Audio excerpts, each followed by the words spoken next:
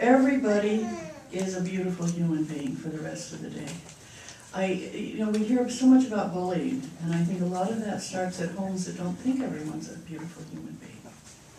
Yes. And think about the words you say. The words that you put out there are quite often not the positive words. True. How many of you ever thought somebody, oh, they're stupid? That thought creates energy. You might be having a clerk wait on you and think, oh, she's such a slow, no good. That slows her down more. Think about the things you think and you say, because they're all words that are floating into the universe. And it's I hear people say, well, that person, no, that's part of you.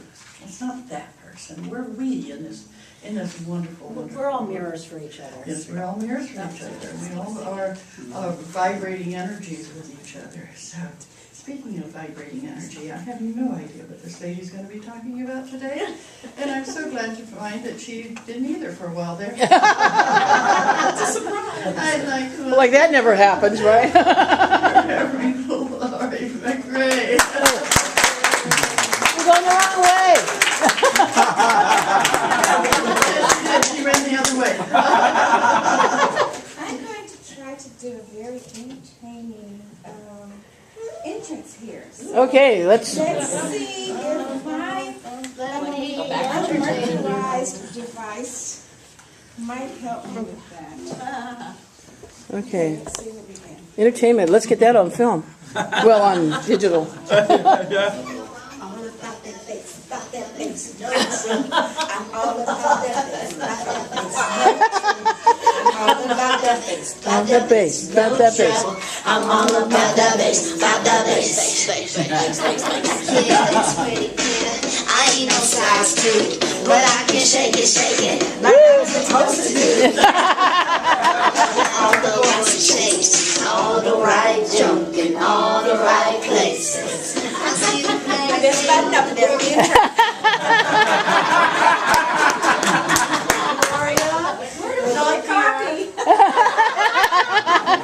Go to YouTube. So thank you, Mercury, for cooperating with me. Indeed. That was just one of my props. You know, when I come up here, I'm going to have props. And you also have some water in that cup. Awesome. Thank you. Thank you. So first of all, I'm going to go back to my church roots. Before you start, do that again. And give honor and gratitude for waking up this morning, for being able to shake this body and not fall down.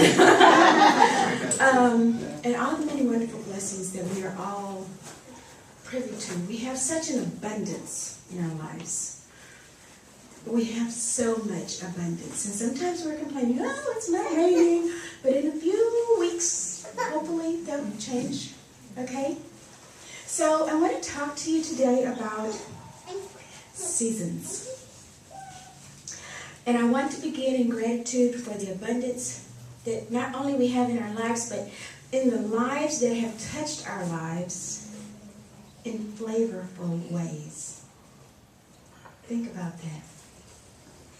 Now, our darling Virginia Racine, we refer to her lots of times, and she gave us the phrase, you're the light of the world. We are the light of the world. That passage came from the Bible, and it was in a greater context from the Sermon on the Mount. And in the Sermon on the Mount, before it ever got to the part where it says that you're the light of the world, Jesus was teaching the people how to live with one another. And he was giving them the Beatitudes. Okay? And then we get down to the part that just comes just before you're the light of the world, to where he said you're the salt of the earth. That's right. Mm-hmm. But if the salt loses its flavor, loses its saltiness, wherein will it be resalted? Wherein will it get the seasoning from? It's no longer good for anything but to be thrown out into the street and trampled under the feet of men. Well, back during that period, it was customary that salt was kept in clay vessels in the kitchen, pretty close to a doorway. And at the end of the day, when the women would clean the floors, they would toss water on the floor and sweep the water out of the house. And so those clay pots would absorb some of that water. And so by the time they used the salt down to the bottom, most of the saltiness had been washed out. And it was no longer flavorful. And so they would toss it into the streets, and that was very literal for their time period. So, number 2. You guys know I like to cook, right? Oh, yeah. Okay, so, not only do I like to cook because I like to eat, but even more than liking to eat what I cook, I like to share what I cook. Okay?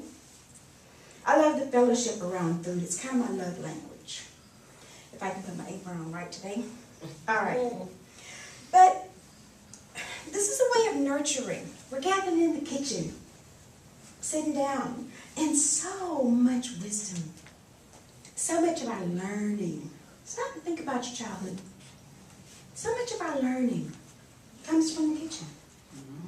Now, that song you heard that when I was coming up to the podium, and you guys were singing it. Y'all know the words to that song? Oh, y'all been listening to the radio too. Well, I changed the words of that song when I'm in the kitchen. And I say, 'cause you know I'm all about that taste, more pepper. I'm all about that taste, more flavor. I'm all about that taste. You get it? Yes, ma'am. Yeah. Okay. So let's see, what can we learn from my glorious kitchen today? We're talking about seasons and seasonings. My question for us today is, how has life seasoned me? We're approaching the season of winter. What changes are we expecting? What's winter going to bring? Somebody tell me. Rain, we hope. We hope. Hopefully rain, so it might be a little wet. Well, cold. And more longer nights, so at first, and so some darkness. Cold. Possibly cold. Dark nights, dark winter nights, okay? So, the weather changes, the seasons change, the wind changes, the moon changes. Did you know that just as all those things change, our moods and our thoughts and our attitudes change too? That's true. The seasons of our lives change us. Now stop and reflect for a moment. Let's go back to last year this time. There may have been some things that happened over the course of the last 12 months that changed you, seasoned you up a little bit. Okay? How many of us are aware of some of those changes, and as a result, we recognize that we're behaving differently? Yes? No, I was agreeing, yes. Oh, okay. Me too. Yeah, me too. Okay, I appreciate that. So hopefully, those changes were for the higher good. But nonetheless, in my kitchen, and I learned another Sanskrit word. How about that? Yay. I'm coming along with Ayurveda. The word is ahara. And one of our instructors told us that ahara means everything you digest. What are you digesting? We don't just digest food. We think digest food. But we're not just digesting food. We're digesting the movie we watched last night. You ever watched a scary movie and you woke up during the night and you're kind of scary? The movie's over. But you're still processing it. Okay? Things happen in our lives that maybe cause trauma, that maybe cause emotional things, and we find ourselves digesting that way over into the night, way over into the next month. If we don't find a way to eliminate it, then we're stuck with it. It gets stuck and brings us issues in the tissues and all these wonderful things. So, many times, I recognize that our prayer request revealed that we're digesting the sorrows and the concerns that we're picking up for people that we're praying for or people that we're trying to help. And guess what? that's changing us too. We're getting B attitudes as we digest the work that we do. Okay, what's that? Okay, no, let's go. Our next song. We digest the air that we breathe, the body products that we're putting on our skin, the clothes we wear, the colors that we see. We're digesting all these things, and where they're going. All up inside of us. Okay? We are internalizing everything that we digest.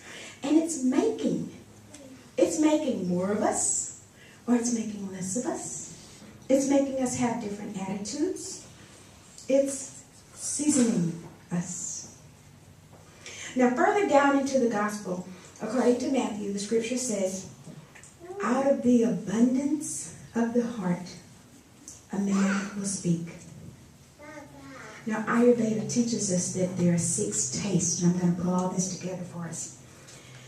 As the seasons change, we're going to naturally begin to favor different things. Okay, for instance, the winter's coming on, and as the weather gets a little cooler, we might decide that we want some chili. Okay? That's kind of a natural thing. We want some stews, we want something warm, we want something spicy, all these sorts of things. That's a natural reaction. Now, on occasion, because we are of a culture that we can have whatever we want, anytime we want, we might be inclined to want some ice cream. Oh, yeah. In the dead of winter. Oh, yeah. But here's the thing. If we have that ice cream on a cold winter night and go to bed, what's going to happen by the time we get up in the morning? We might have a sore throat, we might have a lot more mucus, we might feel a lot heavier or a lot cooler. Okay, it's going to change some things. So every taste in Ayurveda has an elemental composition and affects the body as they're digested. So along with the diseases that are promoted when we overindulge in excess of any of them. So let's take those 6 tastes. We're going to start with sweet. Sweet has an elemental component of earth and water. Earth and water kind of makes mud, makes things a little heavy, okay? The primary effects of sweet taste are that it builds the tissues. It makes a little bit more of me. But it calms the nerves. Sweet tastes are found in fruits and grains and milk. But what happens when we take too much sweetness? We might become greedy. We might find people that are hoarding, okay? Because they're trying to get some sweetness in their life from a lot of other things, okay? We get attachment issues. We get a little sticky, okay? All right? It all flows together. We are a spirit, mind, and body. So let's look at sour. Anybody know sourpuss? Sour is the elemental composition of sour is that it cleanses the tissues. It's earth and fire. Okay, so it's going to be a little warm. It's going to be warmer. Now, it breaks down the tissues. It cleanses the tissues and increases the absorptions of minerals. So we need a little sourness every now and then. You know, sometimes you have to have a come to Jesus meeting so everybody knows, what place they're supposed to be playing. So it might be a little sour. It might be a little busy. And a little bit of that is okay. But when you get too much sour, a person becomes judgmental, critical. Now, some of the diseases that we can have in the body is we get more hot flashes, we get excessive sweating, we get heartburn. All these things play a part.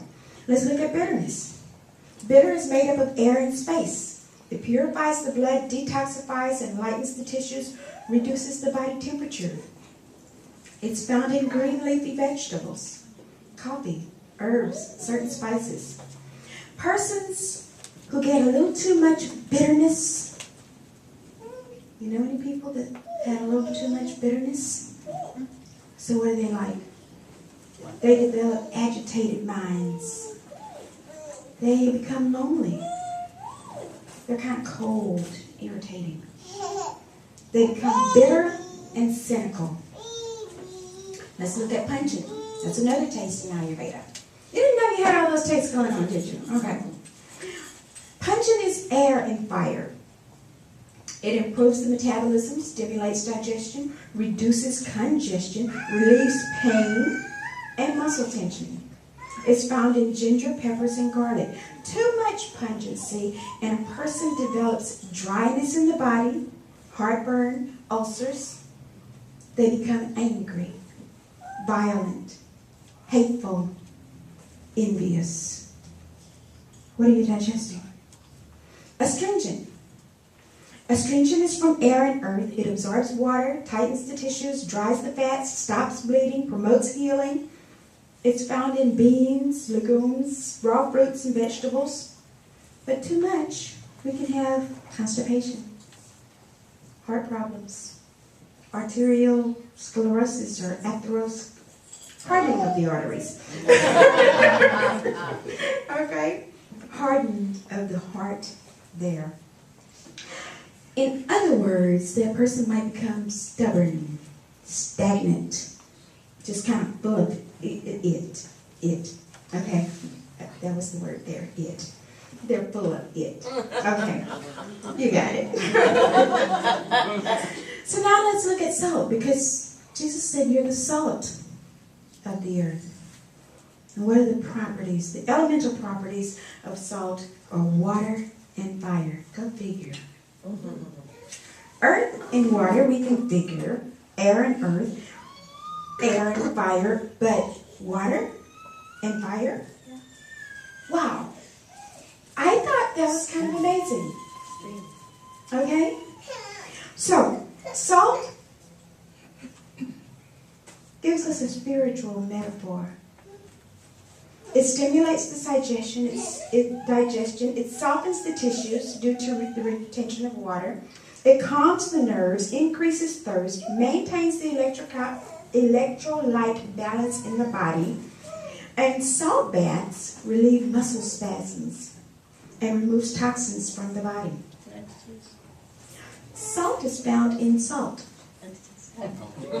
Yay! Yay! Good for salt. There wasn't a long list of other stuff. Okay?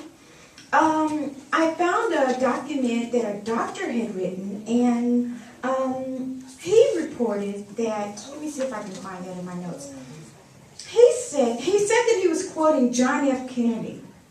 And the quote says, all of us have in our veins the exact same percentage of salt in our blood that exists in the ocean. And therefore, we have salt in our blood, in our sweat, in our tears. We're tied to the ocean. So when we go back to the sea, we're just going back to where we came from. I thought that was pretty neat, that a doctor put that in this medical article that he was writing about salt. But now let's see what happens if we get a little too much salt. You put a little too much salt in the food, you're going to have to do something to either take it down or throw it away. Can't use it. Okay? But what about salty people? Salty people might be a little puffed up. Okay? They might be a little bit gritty. Just rub you the wrong way because they're just a little too salty. Okay? But for the most part, when we're the balanced salt of the world, salt of the earth, we're seasoning. So in making food our medicine, we use these 6 tastes to balance the doshas, to balance a sense of well-being physically, mentally, and spiritually within our unique individuality. So by now, most of us have connected the dots, right? So in our recognition of our personal alignment and the seasons of our lives, as we recognize our connection with nature and observe the natural changes within and without of our lives, we must realize that our connection to everything, everyone, all there is, all there ever was, all there ever will be. The thing that draws me to Ayurveda is it puts it all together holistically. We're not just dealing with the symptoms. We're going in there and kind of finding out where to balance these things, how to balance our lives. So, what is ahara to you? What are you digesting? I've noticed some of the young women that I see in public sometimes, and I can tell they're busy watching soap operas and dramas and reality TV shows because they're acting just like those people. Seriously. I have an aunt who I love dearly, and every time I call her, bless her heart, I know she's been watching the news. I don't watch the news that much. Thank you. And sometimes I want to tell her, stop watching the news. There you go. You can keep talking. But she always says, oh baby, I was praying for you. All them fires out there, what fires? I haven't heard you. All the earthquakes, you all out there by yourself? I'm praying for you. You're not by I'm like, yourself. Auntie, I appreciate you praying for me. But Kirk, you just said it. I realize I am not here by myself.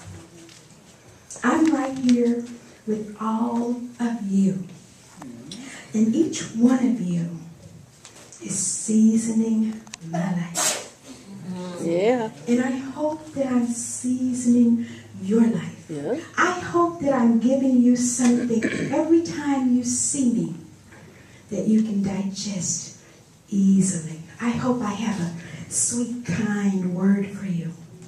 I hope I can calm your nerves. So everybody think about your personal self in your daily walk. When you come out of the kitchen, what are you really digesting? What do you have to share with your world from the seasonings that you've obtained in your life? Are you sharing bitterness? Are you a little too pungent? Are you having a few too many come to Jesus meetings? Are you a sourpuss? Think about it. How are you attituding? Okay? This scripture fell right on the heels of how we be. I desire, I aspire, I try to be sweet. But I remember that I'm the salt of the earth. And if the salt loses its saltiness, where is the earth going to be? Where are we headed? We are all connected. You're spicing up my life being here. The joy in your eyes sets my soul on fire, warms me up, makes me feel good. I made you guys some kitchery today. It has all the 6 tastes in it. And even if you think you don't like kitchery, take 1 spoonful of it and just roll it around in your mouth and see if you can taste every little bit. Because I'll bet you at the end of the day, if you lay down in your bed and you think about all the things that happened,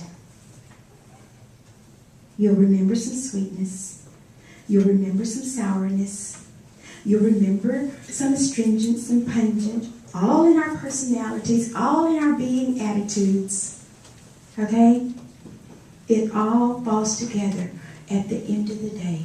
And before you close your eyes, and I hope that you will be in that attitude of gratitude, recognizing that everything that came into your life that you're about to go into slumber and try to digest, a lot of it is going to wake up with you in the morning. Yeah, like that Hershey bar? Okay. It'll still be there. So later, I'll still be singing that song, but I got all the junk in the right. Yeah. And in the wrong places too.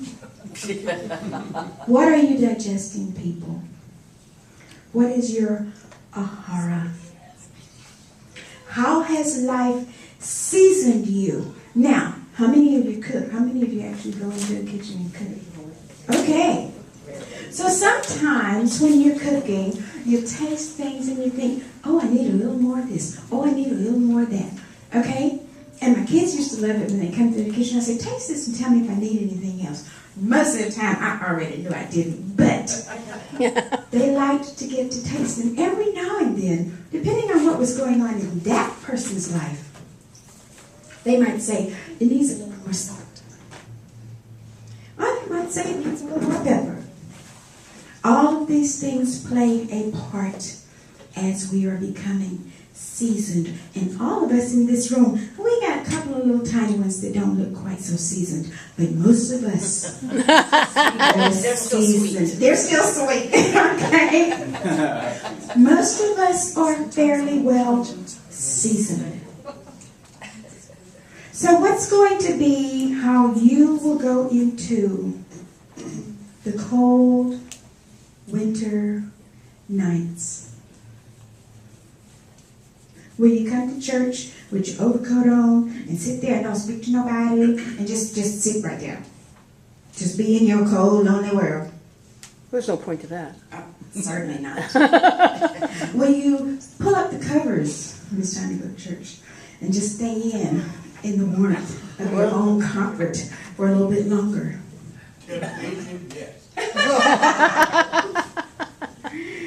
Or will you get up and get out? And when you get here, leave that coat at the door or on the back of the chair and put some warmth around somebody else. Will you allow the saltiness in your life to reach out and season the life of someone else who's suffering, who's going through that cold, long winter night? Will you be propelled by the fire and the water that is in you to be the warmth for that other person that needs you? Will you get up and go?